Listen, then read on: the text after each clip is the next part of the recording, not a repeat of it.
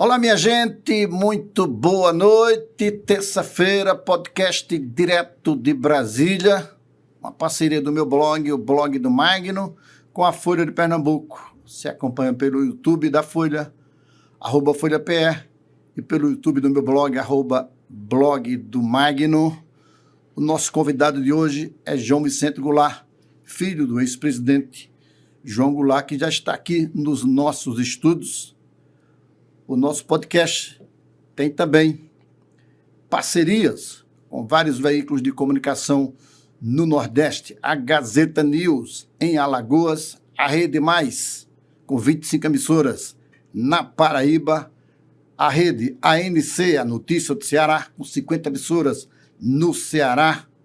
Tem também a TV LW e a Rede Nordeste de Rádios. Nossos parceiros comerciais são o Grupo Ferreira de Santa Cruz do Capibaribe, Autoviação Progresso, o Grupo Antônio Ferreira, a Água Santa Joana, a Faculdade Vale do Pajeú e o Grau Técnico.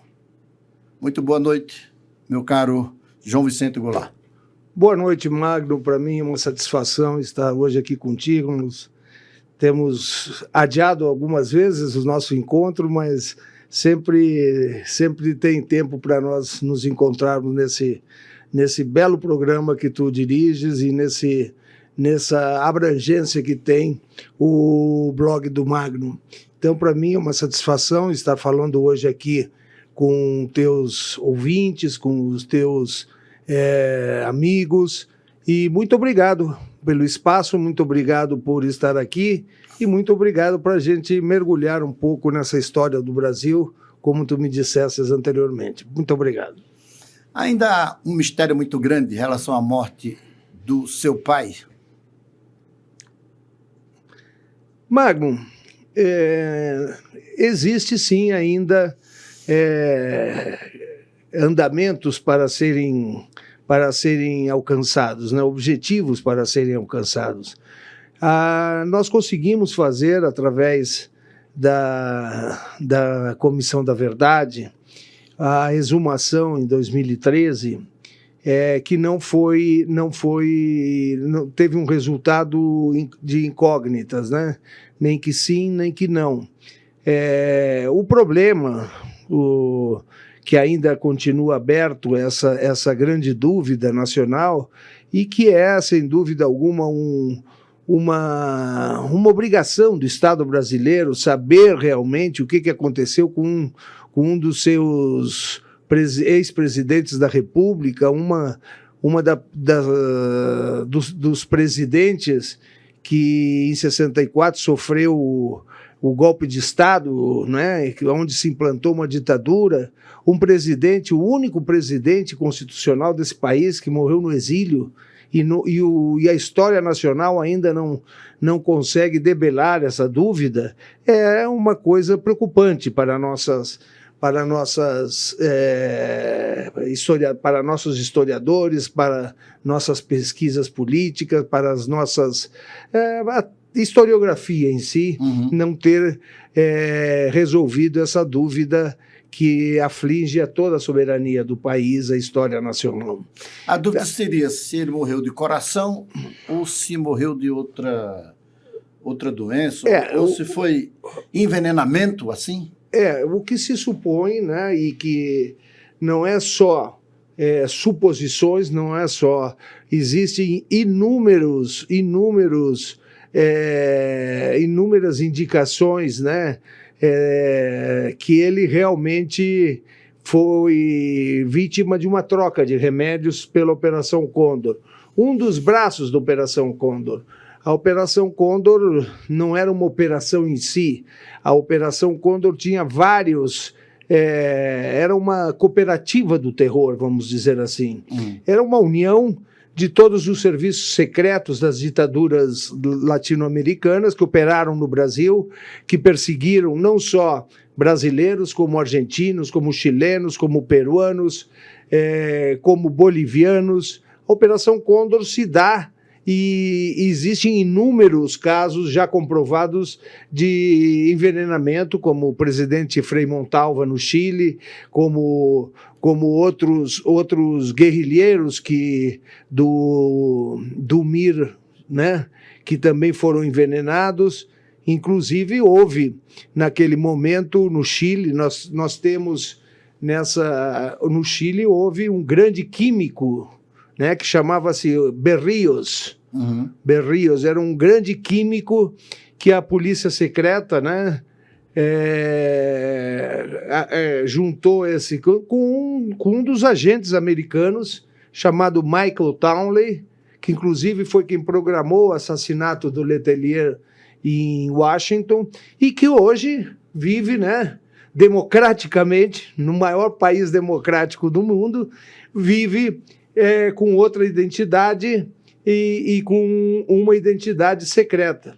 Nós sabemos disso porque, na época da Comissão da Verdade, eu estive no Chile, e no Chile tive com o ex-presidente Frei Montalva, que me falou como foi feita o envenenamento do seu pai, e tive com o juiz Alejandro Madrid. Esse juiz depois foi para a Suprema Corte do Chile, mas foi ele que ficou com todos os casos de envenenamento do Chile. E lá nós temos o Zenteno, que era o chefe da Receita Federal do Allende, foi envenenado, e mais de 45 casos de envenenamento de guerrilheiros que estavam lutando contra a ditadura do Pinochet. Isso é comprovado. No caso de Jango, nós temos declarações de agentes uruguaios que participaram da troca de medicação. A única coisa que nós não temos ainda, existem inúmeros indícios para isso, a única coisa que nós não temos ainda é uma declaração, talvez, do presidente Geisel mandando matar em cartório o presidente João Goulart, que isso nós não vamos obter jamais. Por que Geisel queria matá-lo? Porque existia o seguinte: em 1977, a maioria, por não dizer todas as nações da América do Sul, eram ditaduras militares. Dirigidas essas ditaduras, a primeira que caiu foi o Brasil em 64, depois 66 a Argentina, e depois veio um processo de dominó de ditaduras latino-americanas dirigidas pelo Departamento de Estado. E o que aconteceu? Em 77, o presidente Carter foi eleito nos Estados Unidos e veio a questão dos direitos humanos, inclusive através de Banco Mundial, de olhar cuidadosamente as ditaduras e exigindo uma volta às democracias. E os militares tiveram que fazer uma distensão política, porque o que eles pensavam? Bom, ontem nós perseguíamos, amanhã seremos perseguidos, não é? Vem esse tal de direitos humanos aí e nós vamos ficar na mira da justiça e podemos ter complicações. Então, quais são os grandes líderes que podem voltar e retomar o processo democrático? Então, aí surgiram, por exemplo, né, a eliminação de Jango, a eliminação que quiseram matar e mataram o deputado Gutiérrez Ruiz, do Uruguai, o senador Ferreira do Nate, mataram o Torres na Argentina. Enfim, mataram o Letelier, que era nos Estados Unidos. Para quê? Para fazer a abertura lenta, gradual e devagar, para que eles, na medida que abrissem, não teriam mais os líderes importantes, para que, no momento da abertura, esta posição poderia ser dividida, como foi no Brasil. No Brasil, depois da anistia em 79, que, aliás, uma anistia completamente dirigida, anistia que foi contra alguns princípios internacionais dos direitos humanos, porque tortura, assassinatos, sequestros, ela não são crimes de lesa humanidade que não têm prescrição, mesmo assim foram anistiados. E nesse momento, o que houve? Houve uma abertura política, a Arena aqui no Brasil se manteve no PSD, PDS, né? PDS. No PDS, e a esquerda se fracionou. Tanto é que o próprio presidente Tancredo, que veio a ser presidente posteriormente, ele abriu um partido e na hora que veio o voto vinculado, ele voltou para o MDB para ver se voltava a ter a unidade para desafiar nas urnas politicamente a Arena, que tinha se transformado no PDS, e ainda assim, após isto, nós tivemos não só os 20 e poucos anos de ditadura, como tivemos somente a primeira eleição de 64 em 89, primeira eleição direta. Ou seja, houve uma manutenção sem os grandes líderes latino-americanos. Ocorreu isso no Brasil, ocorreu isso no Chile posteriormente, ocorreu isso na Argentina. Então, esse medo de que, com a política de direitos humanos, se abrisse diretamente para uma democracia plena, ela foi lenta, gradual e restrita. Muito bem. Meu caro João Vicente, a gente tem a participação aqui de colaboradores. Vamos lá. Vamos para as perguntas. Olá, Magno. Olá, João Vicente.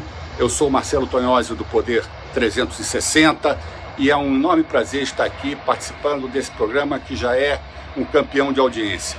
Minha pergunta ao João Vicente Goulart é a seguinte: você sabe, por acaso, você tem informação sobre uma troca de mensagens feitas pelos chefes dos departamentos de inteligência, aqui no caso o Figueiredo no SNI, e o chefe da DINA no Chile, mais o chefe da inteligência uruguaia e também da Argentina, falando naquela operação, famosa Operação Condor, havia uma troca de mensagens em que o chefe da DINA falava em eliminação de elementos como o Letelier, que acabou sendo assassinado nos Estados Unidos, o carro dele foi explodido, né? Juscelino Kubitschek e João Goulart. Ele falava especificamente desses três nomes. E, se não me engano, também incluía o Lacerda, mas eu não tenho certeza em relação ao Lacerda. Em relação aos outros, eu tenho. Você teve informação sobre isso? Nós tínhamos... Marcelo Tonhozzi, do Poder 360. Nós tínhamos iniciado essa colocação da Operação Condor, e as operações da Condor eram subdivididas em várias. A operação, por exemplo, que supostamente monitorou e eliminou o presidente João Goulart, chamava-se Operação Escorpião, que era uma das operações internas... Uma das vertentes. Das vertentes da Operação Condor. E existia, sim. A Operação Condor, no começo, ela se dá com a troca de informações. Por isso que eu chamo ela de cooperativa do terror, porque ela não era propriamente uma operação ela executando, ela uniu os serviços secretos dos vários países com a inteligência do Exército, da CNI, Marinha, CNIMAR, enfim, aqui no Brasil, e ela se abre em várias correntes de operações paramilitares. O que acontece? O Contreras, né, que era o general Contreras, lá do Chile, ele elaborou a primeira reunião na Condor, foi no Chile, com o Figueiredo, era chefe do SNI. E lá o Brasil foi um dos países que mais operacionalizou a Condor, mas sem divulgar os nomes dos seus agentes e dos seus militares que ali estavam nessas operações. E eu digo isto por quê? Porque até hoje nós tivemos a liberação e a desclassificação de vários documentos dos serviços secretos, tanto nós do Instituto, a presidente Dilma, quando quando ainda chefe da Casa Civil, nos deu mais de 7.000 documentos sobre os órgãos de repressão do Brasil. Entre eles, nós vemos o seguinte, no nosso exílio lá, teve o agente B, está lá escrito, ontem estivemos no apartamento do ex-presidente João Goulart e do seu criado mudo subtraímos carta do general Perón, carta de Ulisses Guimarães, documentos comerciais de venda de gado. Agora eu pergunto o seguinte, quem é o agente B? Isto é uma coisa que nós ainda não temos no Brasil. Não foram liberados os nomes desses agentes que participaram, sequestraram, mataram, torturaram e eliminaram vários brasileiros que ainda estão desaparecidos e que ainda nós não sabemos aonde estão e aonde foram parar. Então, é mistério nós termos esta posição e de reivindicar, né? Nós somos, eu não digo vítimas da ditadura, mas somos, em certo ponto. Mas quem é a maior vítima é o Estado brasileiro, é a população brasileira, é a cidadania brasileira, é a soberania brasileira, é a defesa do cidadão brasileiro que passou por todas essas barbaridades e até hoje não tem uma resposta. Até hoje nós não demos a devida atenção para aqueles que perderam seus parentes, seus amigos, seus filhos, seus netos. Então, houve sim uma grande unidade e uma grande interferência de cartas secretas entre o Figueiredo, que era chefe do SNI, e várias outras operações. Nós aqui no Brasil, por exemplo, tivemos nós temos uma carta, uma grande cisão, em certo momento, das Forças Armadas entre o Frota e o Geisel. Sim. Uma cisão muito grande. Nós temos um documento que ainda em 76, no começo do ano, o meu pai só faleceu em 76. Em 76, em dezembro. No começo do ano, nós temos esse documento, o Frota remetendo uma carta a todos os comandos militares do Brasil, que se o ex-presidente João Goulart chegasse em algum lugar do território brasileiro, ele seria preso, incomunicado e sem destino sabido para isso aí. E eu pergunto, por quê? Em 76, ele estava com 12 anos de exílio. A cassação dos seus direitos foi por 10 anos. Então, ele era um cidadão livre. Então, você veja como ainda existia essa perseguição. Né? Essa perseguição Agora, voraz. João, como era que Brizola reagia a isso tudo, hein? O Brizola era outro que estava na marca. O Brizola teve uma... O senhor conviveu muito com ele, né? Convivi, eu trouxe o Brizola do exílio, ajudei ele na hora que ele foi expulso do Uruguai, e isso tudo por pressão do Terceiro Exército. Na época chamava-se Terceiro Exército, que era o Comando Sul, e o problema do Brizola, ele escapou, vamos dizer assim, porque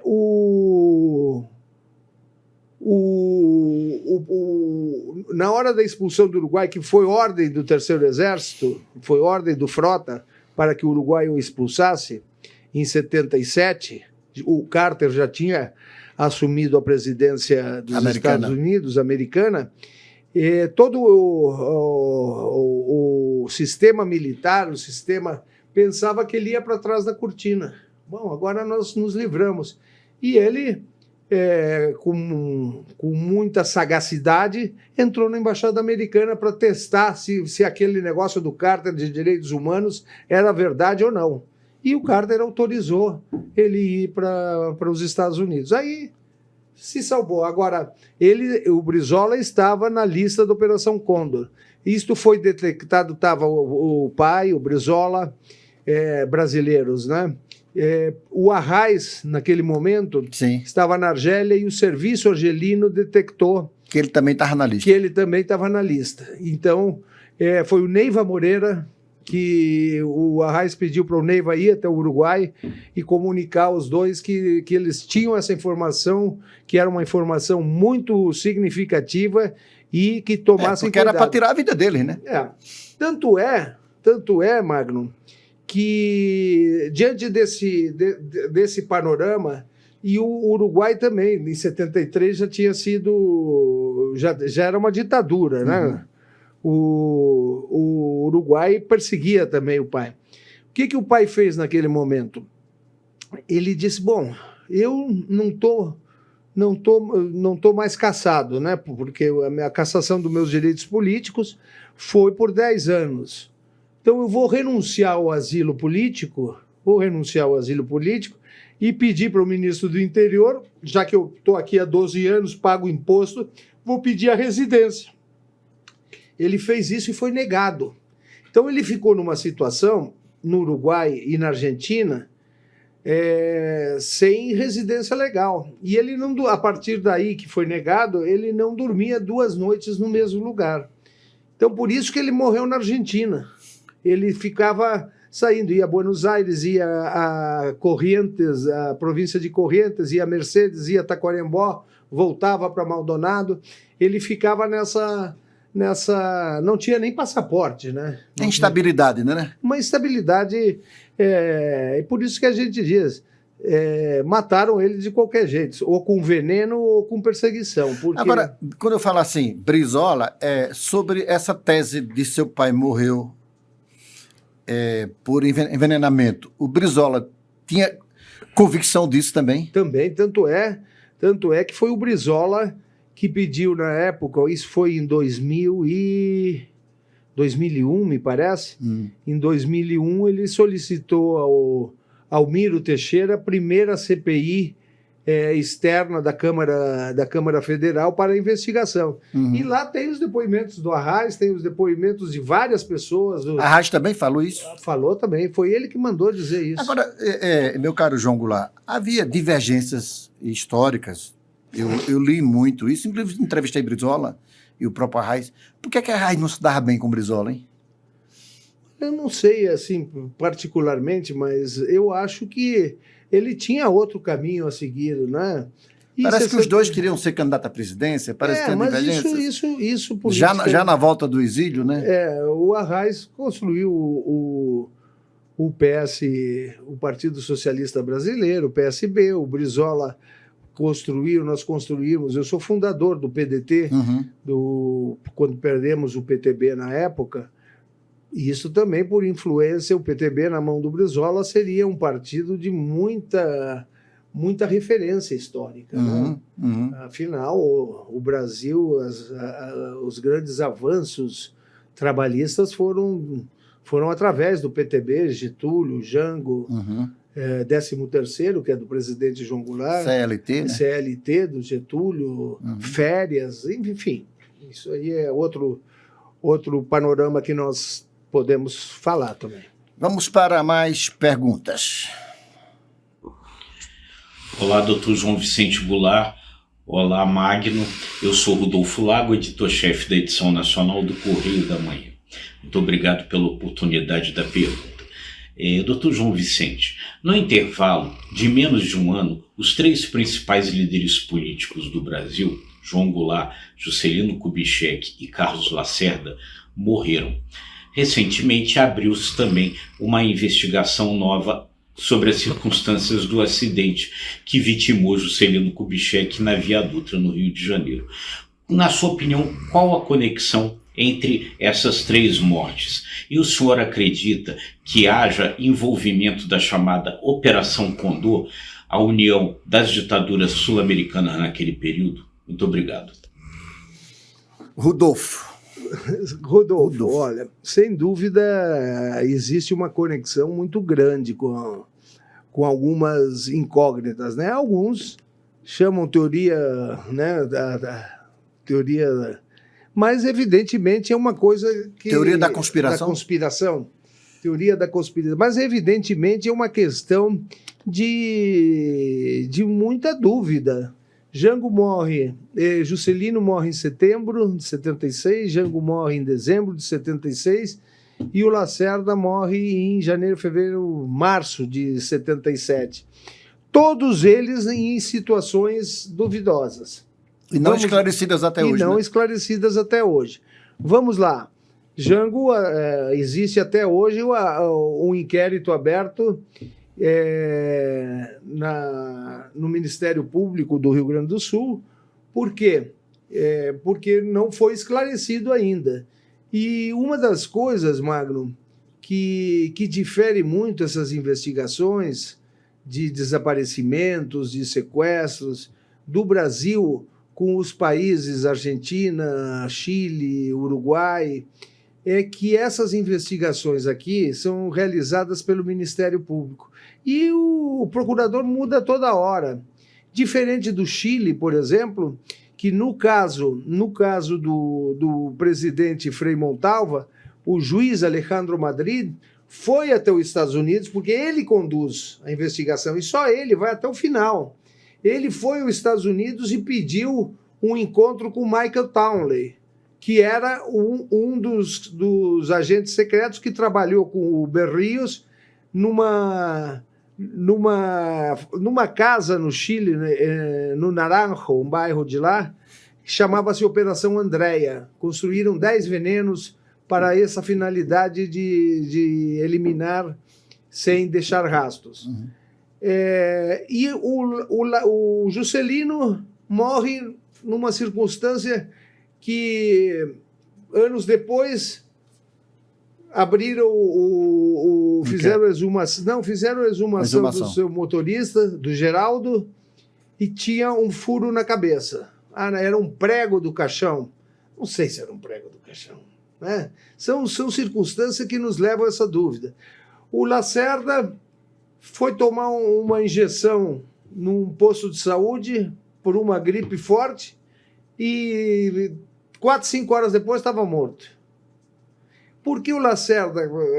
Porque na Frente Ampla, quando fizeram a Frente Ampla, Juscelino, Jango e Lacerda, o Lacerda foi até Montevidéu na Frente Ampla para... veja só a dimensão tanto do Juscelino quanto do Jango, recebeu o maior inimigo. Lacerda tinha derrubado o Dr. Getúlio e derrubou o Jango. Mesmo assim, em nome do Brasil, era o único que estava com os seus direitos políticos vigentes. Juscelino cassado, Jango cassado, e, em nome do Brasil, resolveram fazer a Frente Ampla para que o Lacerda, sem ser cassado, se juntasse pela volta da democracia. E por isso que é muito estranho essas 3 mortes sucessivamente. Então, evidentemente que também é o caso do Juscelino, se for reaberto, se está reaberto, é um caso importante para a nação brasileira, e o caso do governador Lacerda tem que ser explicado de alguma maneira. Aí eu não sei se existe de parte da família essa disposição de também ser investigado. Vamos para mais uma pergunta. Salve, muito boa noite, Magno Martins. Muito boa noite a todos. João Vicente, eu queria saber se você avalia que se João Goulart fosse hoje um político, o que seria diferente? O que aconteceria nesse mundo tão tenso? Na verdade era antes também, né, com ele. Ele sabia lidar com isso. E hoje, o que seria diferente se fosse ele um político atual? Muito obrigado, muito boa noite. Bom, evidentemente que nós temos aí um espaço temporal muito significativo, né? Mas evidentemente que a luta daquela idealização, né? Daquela idealização que aquele grupo de jovens, porque era um grupo de jovens o governo João Goulart, né? Sonhadores, idealizadores. Eles tinham para o Brasil um projeto, não era um projeto de governo, era um projeto de nação, não é? A ditadura, em certo momento, derrubou o governo João Goulart um governo incapaz, titubeante. Agora, não se derruba governo faltando um ano para as eleições, mas um governo inoperante, incapaz, vamos relacionar aqui. Darcy Ribeiro, Celso Furtado, Paulo Freire, Valdir Pires, Evandro Lins e Silva, Barbosa Lima Sobrinho. Quer dizer, esses eram os incapazes? Esses eram os homens incapazes do governo João Goulart? Homens que se destacaram após o exílio no mundo inteiro. Darcy, Paulo Freire. Eu me encontrei com o pai em 72 com Paulo Freire. Paulo Freire é odiado até hoje. Sabe como é que foi o encontro? Diz: ô, Paulo, aquele negócio que encontramos em Genebra, né? Diz: pô, Paulo, tu sabe que tu é mais odiado que eu pelos milicos? E até hoje nós temos esse ranço com o projeto de desenvolvimento nacional. Então, sim, eu acho que se Jango tivesse, se esses homens estivessem ainda na área política, eles não recuariam desse projeto de nação. Vamos para mais uma pergunta, Ochoa? Um abraço a você, Magno Martins. Saudações a toda a audiência do programa. Aaron Cid, falando aqui da Rede Mais em João Pessoa, na Paraíba. Saudações e cumprimentos ao entrevistado João Vicente Goulart. João, você e sua família são vítimas do arbítrio da ditadura militar do Brasil décadas atrás. Portanto, tem autoridade para falar nesse assunto. Qual o sentimento de quem viveu o que vocês viveram, a partir principalmente do seu pai, João Goulart, ao ver, décadas depois de tudo isso, gente nas ruas, nas portas de quartéis, pedindo um regime de exceção, uma intervenção militar para impedir a posse de um presidente eleito e a permanência de um presidente derrotado? É uma espécie assim de déjà vu? É uma cena que se repete? Qual é o sentimento que você tem e qual a leitura que você pode nos trazer, inclusive de autocrítica? Onde é que as instituições democráticas do Brasil erram para que exista ainda esse tipo de sentimento expresso nas ruas? Muito bem, eu era um Cid lá da Paraíba. Era uma pergunta bem Contundente. E bem feita. Bem feita. É uma pergunta oportuna. Eu acho o seguinte: o Brasil viveu, não é, 21 anos de ditadura feroz, a reconquista da democracia foi penosa, não é? Tivemos que passar por um colégio eleitoral, tivemos que perdemos o presidente Tancredo Neves no momento de assumir. Mesmo assim, tivemos que ampliar mais um ano do governo Sarney para que se acalmassem as forças reacionárias do país.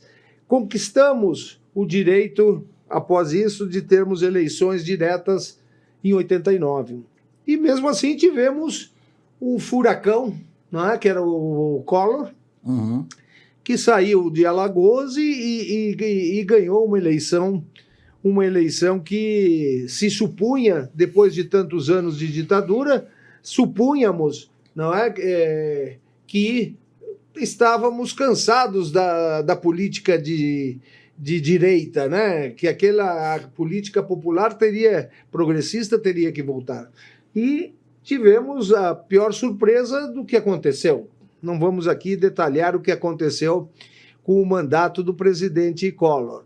E nós tivemos aí uma volta, um respiro dessa democracia plena quando o Fernando Henrique se elege, apesar de ser, né, o Fernando Henrique, também o Fernando Henrique foi perseguido na ditadura, não foi cassado, mas foi cassado na faculdade, né? Não foi cassado politicamente, mas tinha uma outra dimensão, né?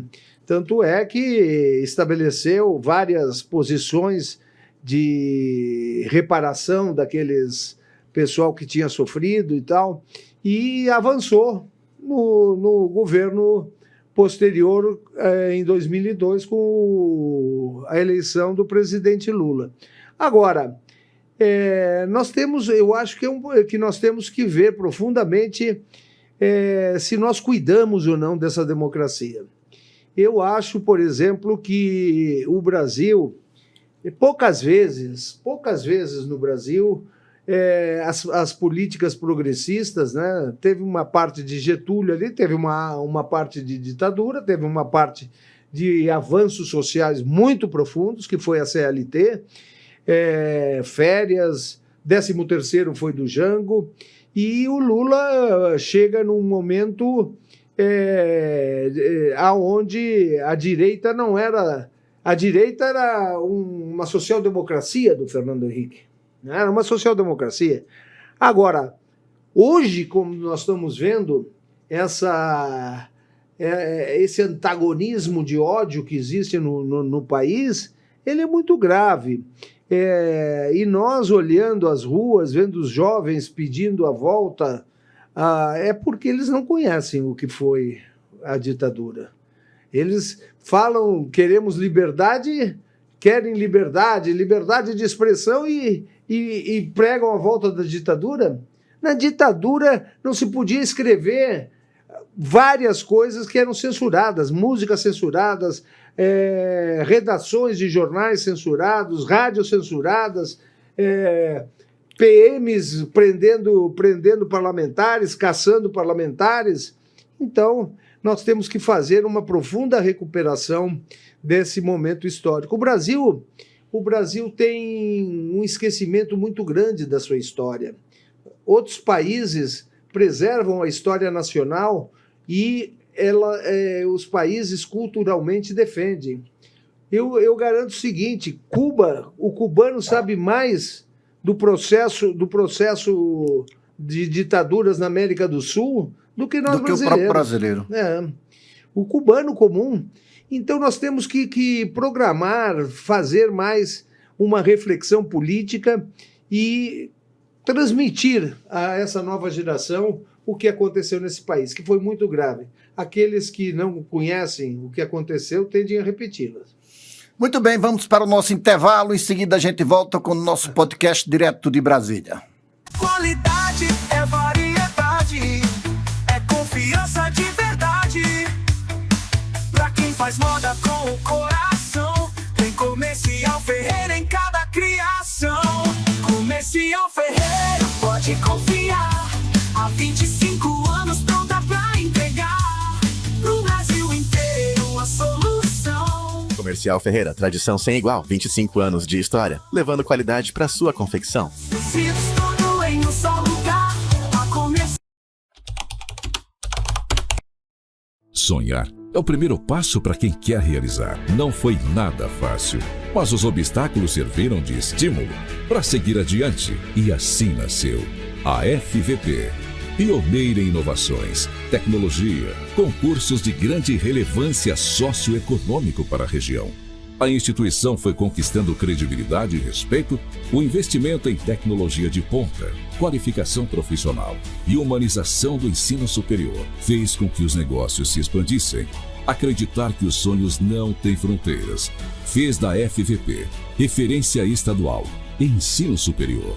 Assim acreditamos na força de um Brasil melhor. Imagine ter acesso à saúde de alta qualidade onde e quando você precisar. Com a Videomed, a telemedicina se torna simples, eficiente e inclusiva. O aplicativo Videomed é tecnologia de última geração ao alcance de todos. Fácil de usar, tanto para profissionais quanto para pacientes. A sala virtual conecta você a especialistas de forma prática e segura. Durante a teleconsulta, o médico prescreve receitas, solicita exames e tudo é enviado diretamente para você, com total segurança e protegido pela LGPD. Seu futuro depende de suas escolhas. O Grau é a maior rede de ensino técnico do Brasil. Enfermagem, eletrotécnica, informática, edificações e muito mais. E você ainda conta com agência de emprego. Matricule-se agora. Você escolhe o Grau e o mercado escolhe você. Faça no Grau. Bom, minha gente, de volta aqui com o nosso podcast direto de Brasília. Nosso convidado, João Vicente Goulart, filho do ex-presidente João Goulart. Estamos mergulhando aqui na história da política brasileira, de um momento muito importante que o Brasil viveu, embora muito triste, né? Agora, meu caro João Vicente, tem participação dos companheiros ainda, mas eu gostaria de que você me respondesse rapidamente uma curiosidade.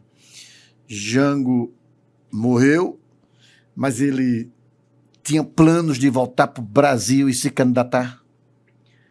Olha, ainda na época que ele faleceu, não existia ainda essa perspectiva, né? O regime era muito fechado. Eu estava contando até há pouco tempo esse memorando do Frota para todas as seções militares do Brasil, que seria preso. Mas, evidentemente, que uma das coisas que ele mais sentia eram saudades do Brasil.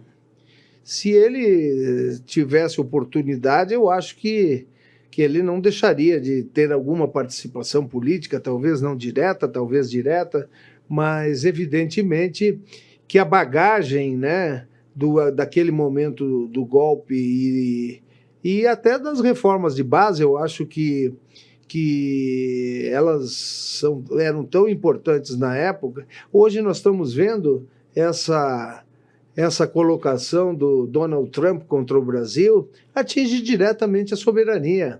Jango foi uma das pessoas, dos mandatários brasileiros, que enfrentou o Império Americano.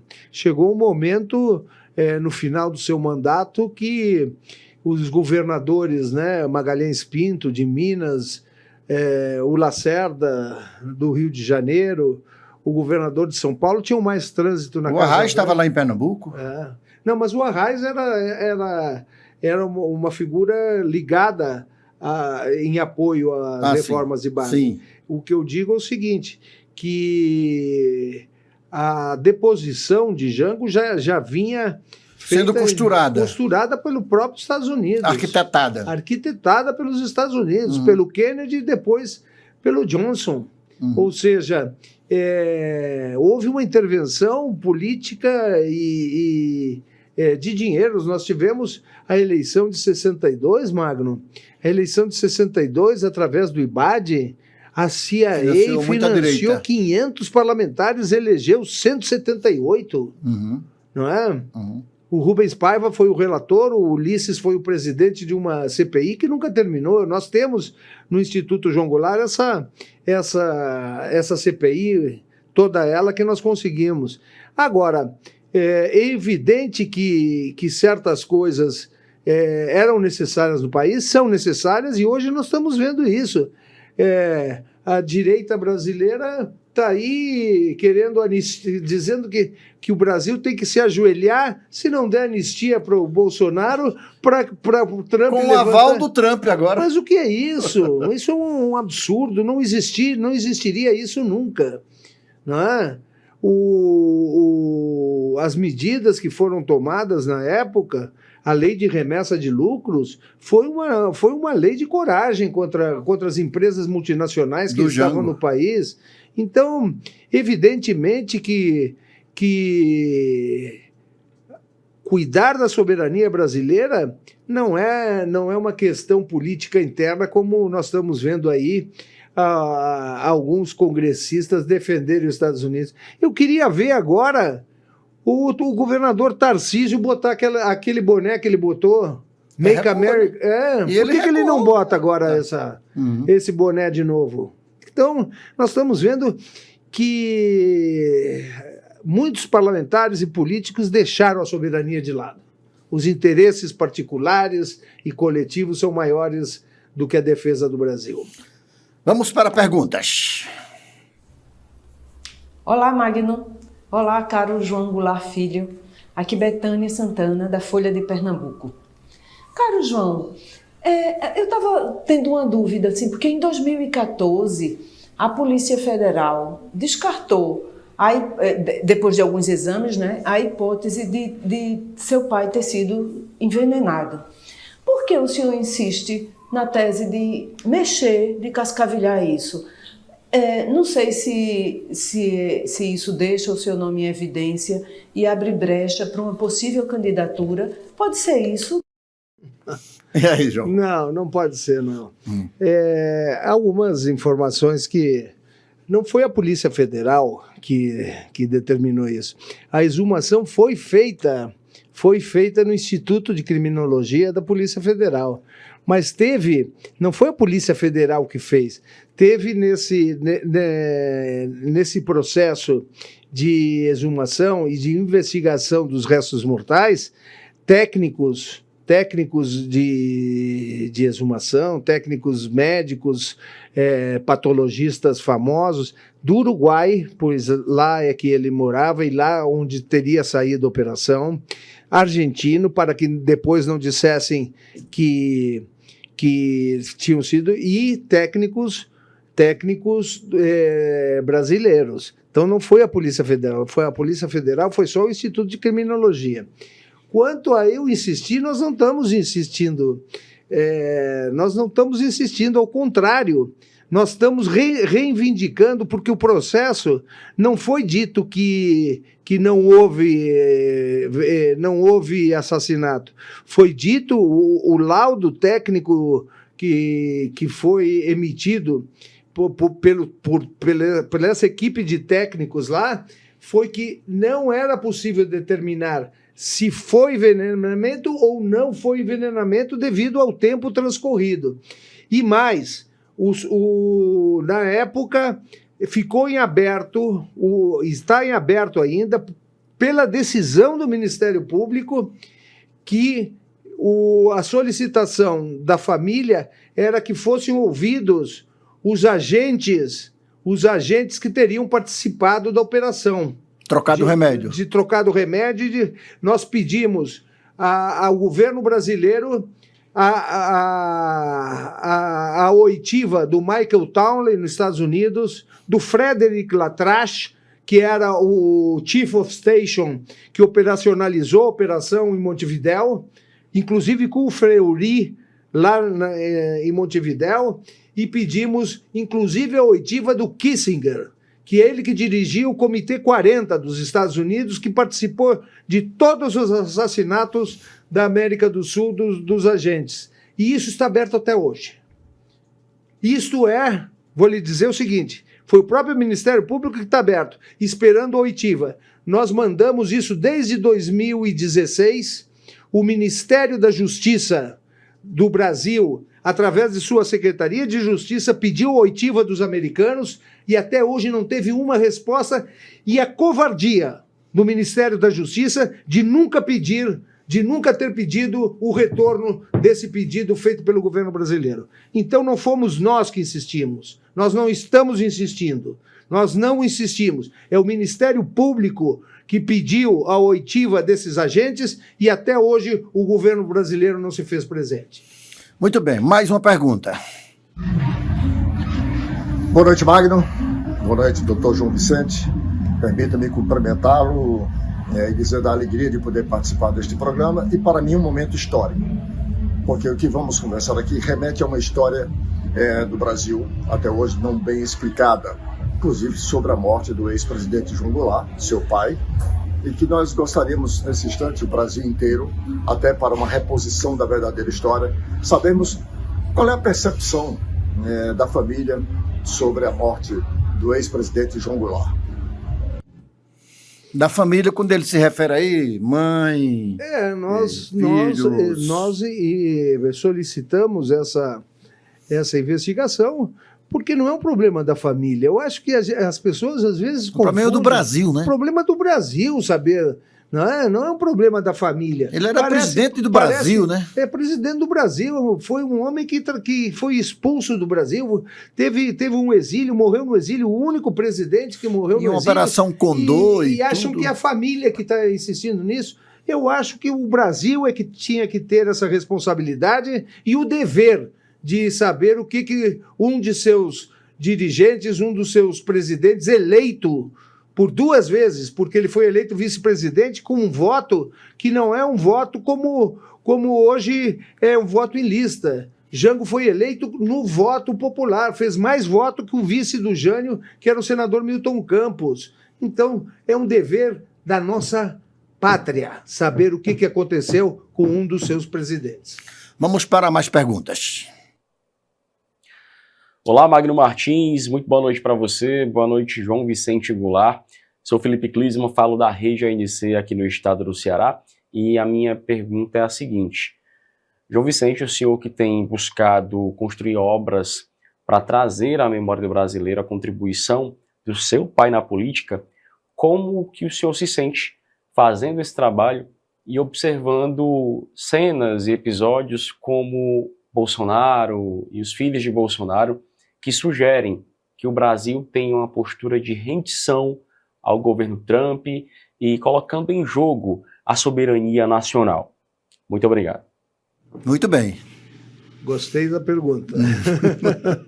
Olha, realmente essa posição... É o Felipe lá do Ceará. Felipe, essa posição hoje de alguns agentes políticos que se dobram, né? Batem continência para a bandeira americana, prejudicam o Brasil, conspiram contra o Brasil. O que está havendo é uma conspiração contra o Brasil. Essas posições tomadas por pessoas nascidas no seio de nossa pátria é uma conspiração que deveria ser imediatamente transformada em traição à pátria. Isso é uma traição. Crime de lesa pátria. Crime de lesa pátria. Eu acho que os políticos hoje, cada vez mais, estão num processo de degradação ideológica, e eu acho que esse pessoal do Bolsonaro o que quer é trocar a bandeira brasileira, que eles tanto botaram no pescoço, pela bandeira americana. Eu não concordo, não aceito, e o trabalho que nós devemos ter nesse desenvolvimento da ação política é rejeitar profundamente esses traidores da pátria que aí se encontram. Muito bem, a última pergunta, Uchoa. Olá, Magno, satisfação mais uma vez de estar falando com vocês. Bom, aqui é o jornalista Tiago Gomes, da Gazeta News, aqui de Alagoas. Bom, a minha pergunta para o João Vicente Goulart é a seguinte. O senhor acredita que a tese de envenenamento do ex-presidente João Goulart ajuda a reavaliar o papel do Brasil naquele momento histórico e a reforçar alerta sobre os riscos democráticos hoje? Eu acho que a investigação ajuda, sim, a esclarecer as coisas. Como nós já vimos dizendo, é uma obrigação do Brasil esclarecer essas dúvidas que pertencem à história brasileira e pertencem à história nacional, pertencem a que essa juventude, que as novas gerações saibam o que aconteceu. Agora, o que nós não podemos dizer é que a importância disso não seja avaliada por alguns setores políticos. O Brasil tem ainda, principalmente, os setores militares e os setores reacionários, que durante muito tempo, durante esses 21 anos de ditadura, né, ditadura feroz, aliás, que regulou as palavras da imprensa brasileira, o esquecimento daquele golpe de Estado, dizendo sempre que a incapacidade do golpe, exaltando ninguém mais segura esse país, Brasil ame ou deixe-o, não é? Que foi aquelas... Agora, é uma posição política de esconder as verdadeiras reformas de base que o país até hoje precisa. Olha, eu estou lutando, assim como, o Felipe falou, a luta pela... Aliás, esse foi o Tiago. O Tiago, mas foi o Felipe que falou. O Felipe lá atrás. Foi sobre... Olha, nós temos o último projeto arquitetônico do Niemeyer para o eixo monumental. Nós ficamos 7 anos enquanto corria o processo administrativo em todas as instâncias aqui do DF. Pois bem, depois que passamos por todas essas instâncias, o governador Agnello autorizou a cessão de uso do terreno destinado a construir o Memorial da Liberdade e Democracia, presidente João Goulart. Para a nossa surpresa... Rodrigo negou lá atrás, né? Rodrigo Hollenberg. Um socialista, né? Ou, entre aspas, um socialite, não sei, caçou o terreno. E isso que a cessão de uso do terreno, Magno, diz o seguinte: toda obra ali passa a pertencer ao patrimônio público. Mas sabe o que é? É esconder a verdade do que foram as reformas de base que até hoje são necessárias.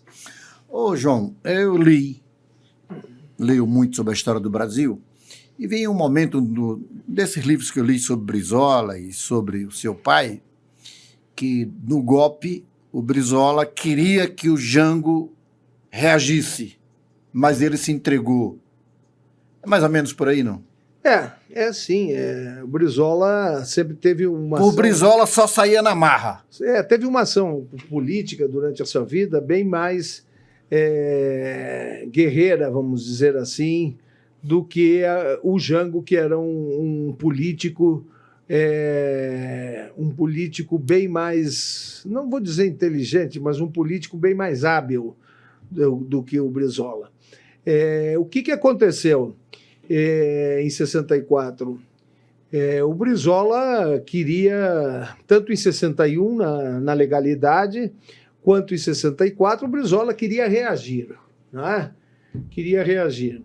O pai sai do Rio de Janeiro, passa aqui em Brasília, as tropas aqui em Brasília já estavam cercando o aeroporto, o avião dele foi boicotado, o avião presidencial, ele teve que ir num Electra para Porto Alegre, estava em Porto Alegre, chamou o comandante do Terceiro Exército, fizeram uma reunião e o comandante disse: olha, presidente, nós podemos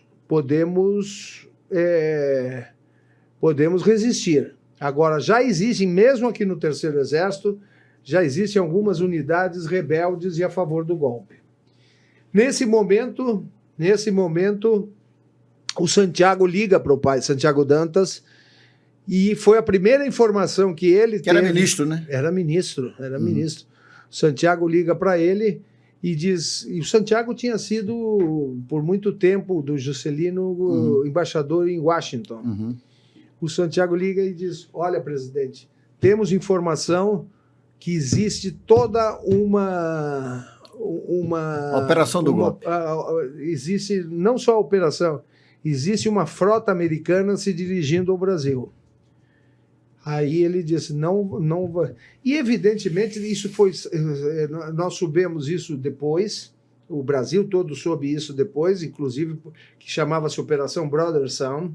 Tinha um porta-aviões americanos, 4 destroyers, 4 submarinos e 5 navios-tanques. Certamente, pessoal, não era para retirar o embaixador americano, uma pessoa da embaixada americana, caso houvesse resistência. E ele tinha essa preocupação com o Brasil. Eu quero dizer o seguinte, e existia, inclusive... era tanta essa força militar americana de intervenção que já existia um plano que, se houvesse resistência, os Estados Unidos reconheceria o Brasil Norte, em Minas Gerais, né? enquanto durasse a resistência, que seria uma luta fratricida entre brasileiros, né? E então eu acho o seguinte, que essa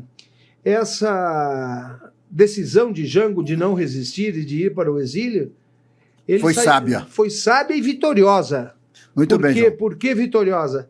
Ele não deixou derramar sangue entre brasileiros e mais, conservou a unidade territorial do Brasil, porque era imprevisível, assim como eles tinham feito no Vietnã, na Alemanha, em vários países, poderia ter acontecido a divisão do Brasil norte e sul. João Vicente Goulart, muito obrigado pela sua presença aqui, por nos atender. Infelizmente, nosso tempo já se esgotou. Um grande abraço. Muito obrigado, Magno. Eu quero te agradecer profundamente, porque às vezes a gente viu algumas perguntas que as pessoas acham que a gente quer ser candidato. Eu não sou candidato a nada. Não sou candidato a nada, mas eu sou